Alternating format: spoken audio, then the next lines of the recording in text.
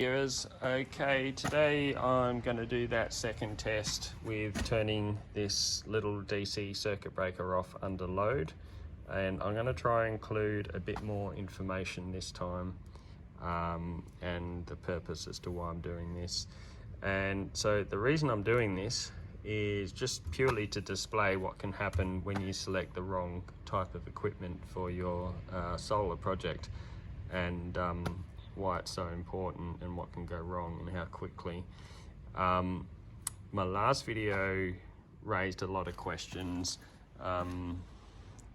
Some people interpreted the video as didn't know what I was doing, or I was looking for help, and giving me tips and telling me I should stop doing what I'm doing. But the fact is, I'm an electrical contractor. I have been for 25 years, and I specialize in solar, and I have been doing solar for 15 years. So I come across a lot of these, and I just felt it was important to share with what can happen when you go wrong. Now, this actual circuit breaker is actually rated for the voltage and the current that we're going to put through it today, the same as this one was when I did that one. And we've had a progression of different DC isolators or circuit breakers, from these ones here, which we were using probably still 10 years ago. I've still got one sitting on the wall over there from my first install, which was about 15 years ago, which was on my house. And then we progressed to these, which was a 4-pole DC isolator, and then we went to these, which is the pretty much the current type that we use, although in saying that, we don't use them anymore because they typically all have a DC isolator built in under the inverter, for residential, not for off-grid, and we no longer have to use DC isolators on rooftops, which was a big problem because obviously an isolator like this, or even this in like a weatherproof enclosure, is not ideal. It has to be installed absolutely 100%, otherwise you're going to get problems of water ingress or sun exposure causing the plastic to break down and so forth. So there was a lot of problems with having these isolators up on the roof in those extreme conditions. So thankfully we don't have to have them anymore. We don't have rooftop isolators, so you can all calm down on that one. But these I do see still used a lot in small DIY off-grid projects, and even like your car insurers now, they especially vans like that one. I got asked when I insured that van, is there any solar system in it or anything like that, because they're getting a lot of car fires, caravan fires, that sort of thing, from people using the wrong equipment. Now I'm going to put a link on the screen there which takes you to a page that helps you choose the correct type of DC circuit breaker. And I'll also just say that I'm not promoting DIY here, I'm actually anti it, and that's the reason why I'm doing this video, is to show you what can go wrong when you choose the wrong equipment. So my little test here I'm going to run the same power through this DC cable, which is coming from my own solar system. I'll measure the volts and the current on it soon. I'm running it through this isolator, I'm running it through this one, and I'm going to run it through that one. I'm going to turn this one off first, then back on, that one off first, then back on, and then this one, and that one I expect to fail again as last time. Now, even with these, they recommend you don't turn them off. As you can see on the label there, it always says do not turn off under load. These, however, can handle DC arc suppression a lot better than these, but they still say don't turn off under load. I use this particular one for testing. It's usually in my trailer, and I'll use it for testing short circuit current on panels to see if there's any degradation in their performance or any issues like that. You can see on the side here, the different ratings. So depending on how you wire them, depends on how much voltage and current you can put through them. So they're a 4-pole device, but you can use them as a 2-pole device, as is illustrated on the side there. Now with this circuit breaker here, you can see it's 4-pole. It's non-polarized, which means it doesn't matter which way positive or negative goes.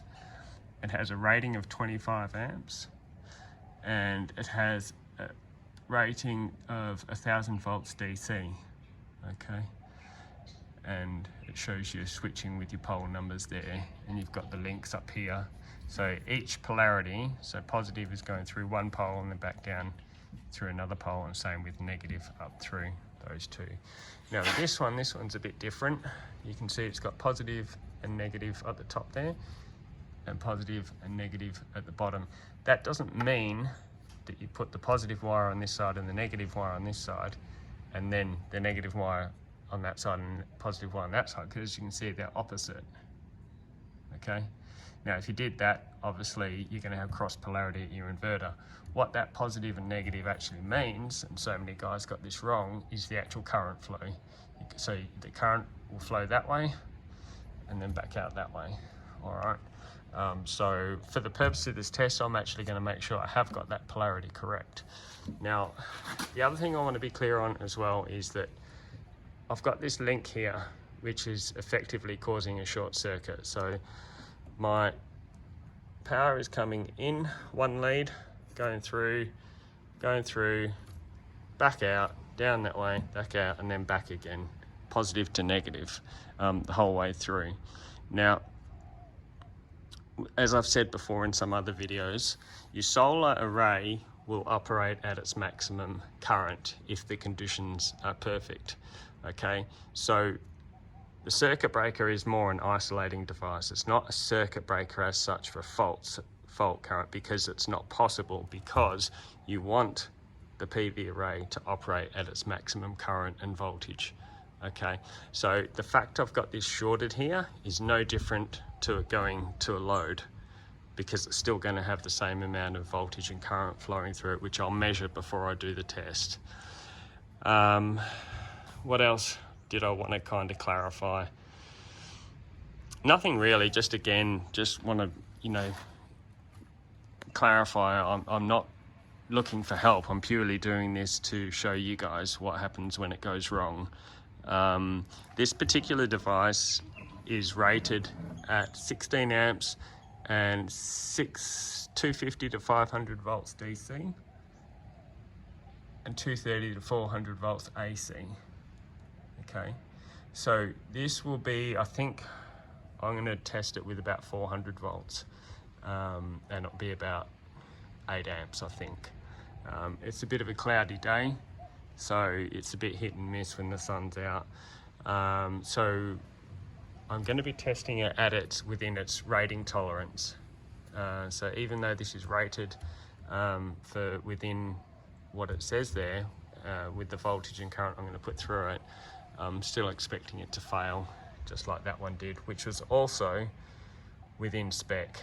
I'm going to be testing that one with the same array that's on my house, so it will be the same situation. And again, that one has the negative and the positive up there, and like I said, that's just indicating the current flow so that that DC arc suppression can work how it should. But again, if you're doing any projects like this, make sure you're selecting the right equipment. Check that link that I put up on the screen just before, and make sure you select the right gear. But as always, it's always best to engage a licensed electrician, and an electrician that actually specializes in you know, solar and off-grid, because it is quite different to regular residential electrical work. So the other thing I've got happening here is I'm going to mount this in the enclosure. I've got the lid there for it somewhere, because I want to see what happens to the enclosure when it's installed as it would be in its normal environment, whereas this one I just had sitting there. So I'm going to put the lid on that enclosure, I want to see what happens to this form ply. A lot of us off-grid guys use this stuff, Spec-Right form ply. It's a very strong product, very water resistant, because form ply is actually used for creating formwork for concrete pours. So it's very strong, it's resistant to the water, and because of this film it has a good breakaway. It'll break away from the concrete once it's cured quite well. But a lot of us guys, myself included, we use this stuff when we're building our systems, and it's important that when you're mounting your systems to the form ply that you bear in mind that it is a combustible surface. So you must go by the installation instructions of the product, and you need to read them because the installation circumstances are different for every product. So this one, for example, the Growatt SPF5000, which I've just done a review on, so you can find that review on this product in my other videos. I'll try and remember to put a link to that in the description so you can find it easily. But this must be mounted, and it says so in the manual, on a non-combustible surface. So this would actually be non-compliant, whereas some other inverters, such as Victron, don't need to be mounted to a non-combustible surface. And the reason being is they actually have a gap in between the back of them. So you would have all the componentry in there, and then you've got the metal back, and then there's actually an air gap and another metal back, which is your mounting surface. So it already has that distance from the surface that it's been mounted to. Whereas if this were to internally fail and catch fire and produce a lot of heat, that heat can be transferred to the wood and cause problems obviously with fire, but also your fixings breaking down because the wood's gone all brittle and lost its integrity, and the inverter falling off the surface that you've mounted to and then causing other problems. So always read the instructions for the equipment and follow the local guidelines and standards to make sure you're doing everything compliant. Alright, so I will connect my array up to this line in, and we'll test the voltage and we'll test the amperage just so we can see, because a lot of you wanted to know what the voltage and the amperage was, because many of you commented that I was either high or drunk and I didn't have the voltage and the current within specification for the DC circuit breaker, and that's why it failed and caught fire. Alright, so we'll do that now. So I've got 422 volts measured on this one, which I'll just show you, which is going to be a little bit tricky one-handed. Alright, so there we got 421, 422 volts DC. Alright, now incidentally, if you are wondering how you check the polarity of your cables, your multimeter will tell you. If I put these on around the other way, sorry, a bit hard, one hand. So I've just crossed the polarity deliberately, and you can see I've got a minus symbol on the left hand side of the screen there. So that's telling me that I don't have the positive lead on the multimeter connected to the positive cable on the voltage that I'm checking. Okay, so that's a little tip there for you. Now, I'm not measuring the current yet. That is a clamp meter or a tong tester. It's just simply holding my multimeter so I can film it. So we'll test the short circuit current now and see what we got. Okay, so that's all turned on and set up. So we've got our voltage, we've got our current. Now, it's very little current. It's only 3.7 amps. Like I said, it's really cloudy today and overcast, so this may not go the way I'm hoping it will today. Again, this is rated at 16 amps, and that 3.67, whatever it is now, is well below that. Incidentally, these GWR circuit breakers, I tried to do a bit of research on and get the data sheet for them, because the data sheet will give you all the specific operating parameters for the circuit breakers. And because again, as I said to you, if you're going to select a circuit breaker, you need to select it for the right application. And I put that link up earlier in the video for you to go to a page to see what those conditions and what you want to consider when you're choosing a DC circuit breaker. But I could not find any information on these GWR branded circuit breakers. Nothing. And I went through probably the first 4 or 5 pages on Google. But scarily, what I did find is a lot of them for sale on eBay. And they're pretty expensive too. So I couldn't find any recall information on these in Australia or any distributor or anything like that at all. So that's a concern as well. Whereas if you're choosing a product like Benny or Clipsal or something like that, they've got a much bigger presence and a distributor network for you to rely on, which is a good indicator of the quality. So there we go, 3.7 amps. I'm going to let this burn for a while because I want to see what happens to that inverter and the wood and the enclosure. So I'm just going to pop that enclosure back on and we'll get on with it. Okay, so let's see what happens. 3.8 amps, I'm going to take that away because I don't want it getting destroyed. And let's see, I'll turn this one off first. No issue there, obviously, that's well within its rating. Turn this one off. No issue there, that's well within its rating. And let's see what happens here. Oh, that one's all right too. All right, so we don't quite have enough amps like I thought. It's only 3.8 amps and this is rated at 16. So it's well below what it's capable of doing. So it's handled that quite well. So we'll wait till the sun pops out and then we'll try again. Okay, so unfortunately not getting much of a break from the weather. It's very cloudy and overcast, so the most we're getting is 3.7 amps and that's not really going to be enough to get the job done. I think we need about 7 or 8 amps for it to fail. So I'll give it one more try and see what happens. No, that's fine. So it's perfectly happy at that sort of low amperage, so we'll wait for a bit clearer day and when we can get it up to about 7 or 8 amps, and we'll try again. Okay, so finally, I think we're 2 months later. I've got time and the weather is nice. It's a beautiful sunny day here in Perth.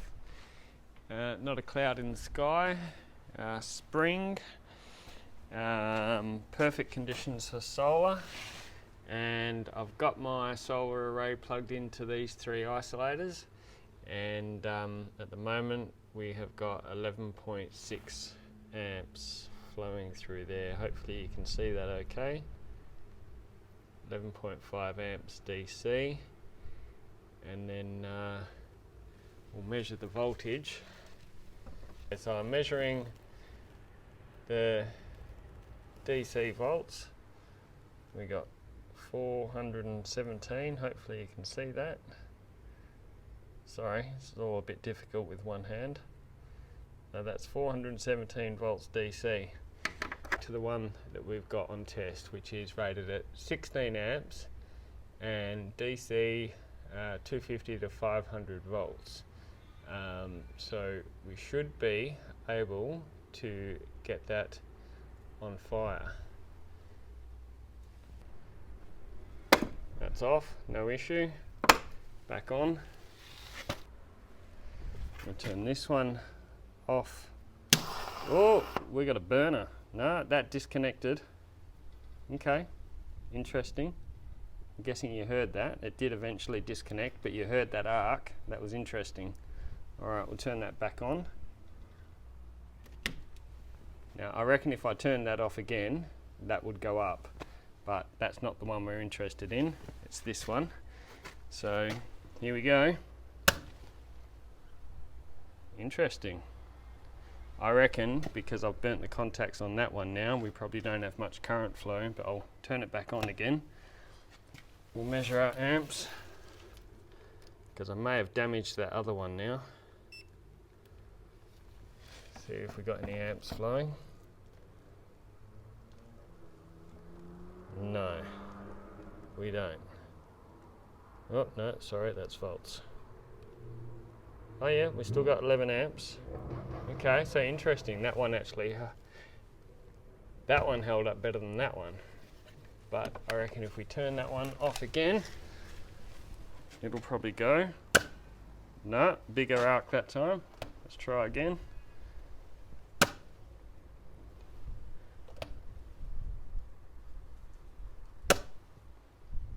Wow.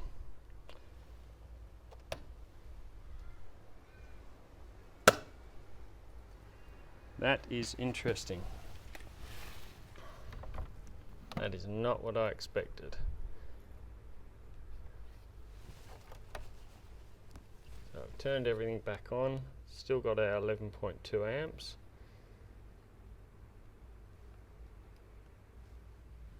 Okay, so interestingly, this one flashed over and it's rated at 25 amps, although it did break contact eventually. But this one, I've literally just turned it on and off about 20 times and it has not flashed over. So yeah, interesting. That one was an X-Pol brand. Same rating, just different brand. So I'm actually going to try this brand, which I've never heard of before, and see what happens. Same rating, DC, 16 amp. Not sure on the voltage though, doesn't say. But let's find out, eh? Okay, so I've swapped it out for that different brand now. I was pretty surprised how that other one held up. So yeah, interesting. Got a 10.7 amps flowing through this one. It's rated for 16. So we'll see what happens with this one.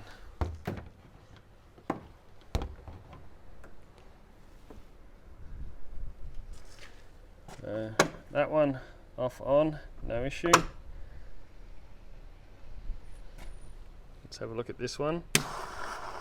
Oh, big flash over, but it did break it, and we got a bit of smoke coming out there. But it did break it. Interesting. Yet the little double pole one didn't, and the 4-pole one did arc over. Yeah, okay, interesting. Alright, turn that back on. Let's see how we go with this one. Wow, okay. It's holding up.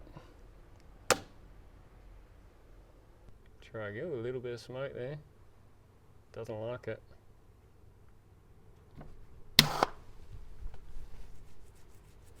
It's getting less and less each time.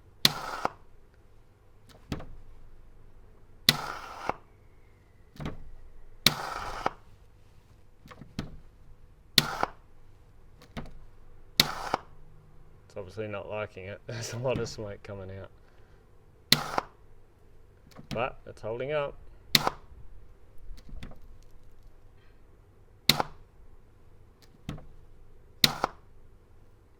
Interesting. And that one, no problem. Turn this one off. Oh, there we go. She's away. That stinks.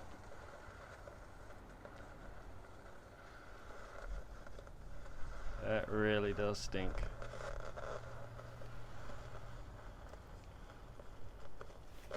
Try turning it back on, see if it breaks it. No. Right, that's back on there. Yeah, she's still going.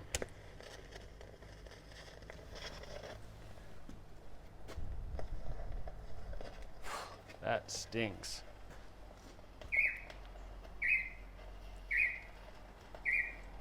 Ooh, we got fire.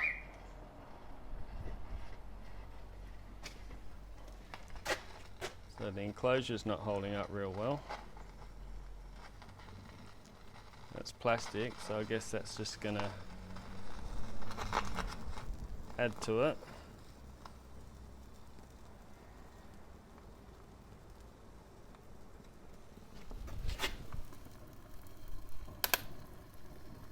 It's well and truly going now. Form ply's not happy. Oh, look at that.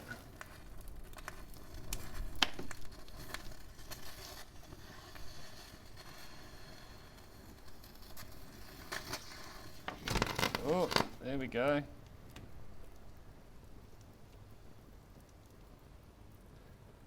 That is burning.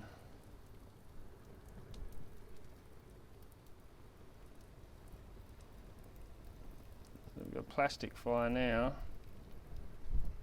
I guess that'll just go out. The form ply didn't catch fire. The inverter survived. And imagine that's just going to turn into a pile of plastic burning on my driveway. There we go.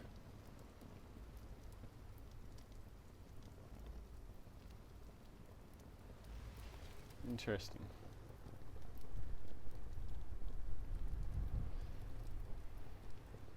Well, I guess that could sit there burning and then eventually set the form ply on fire. That actually held up pretty good. I suppose that falling away was actually a good thing.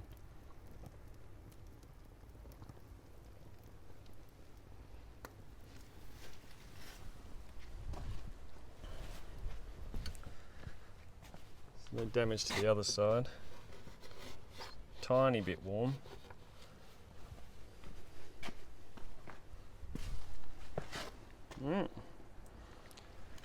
That's cool.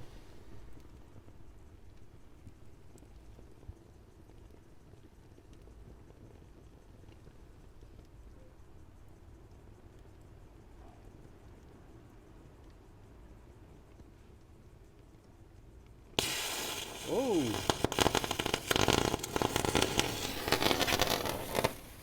Okay, I have no idea what that was about.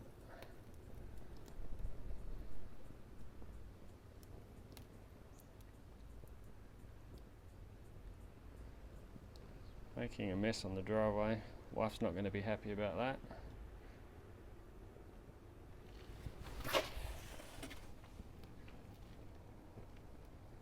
So that's still got power going now. I haven't turned that off, but I reckon there'd be no current flow now.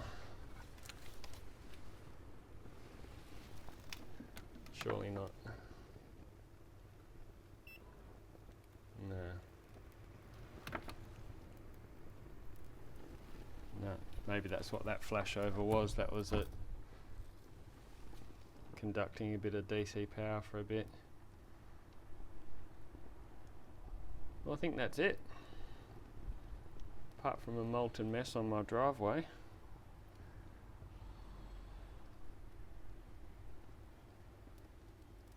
So, oh, there we go again.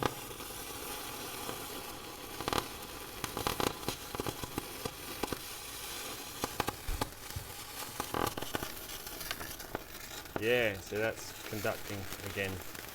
Wow, that's pretty cool.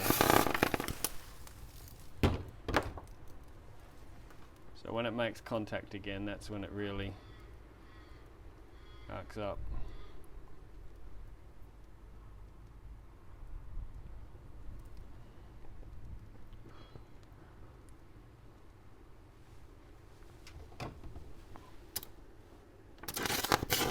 Yeah.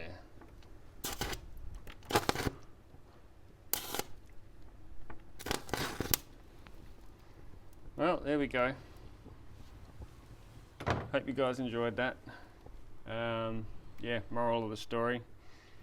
Make sure you use the adequately rated isolators and circuit breakers.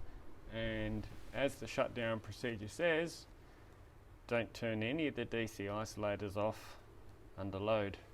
Make sure you shut down the inverter first. That way you're eliminating the possibility of that happening. Righto, thanks for watching.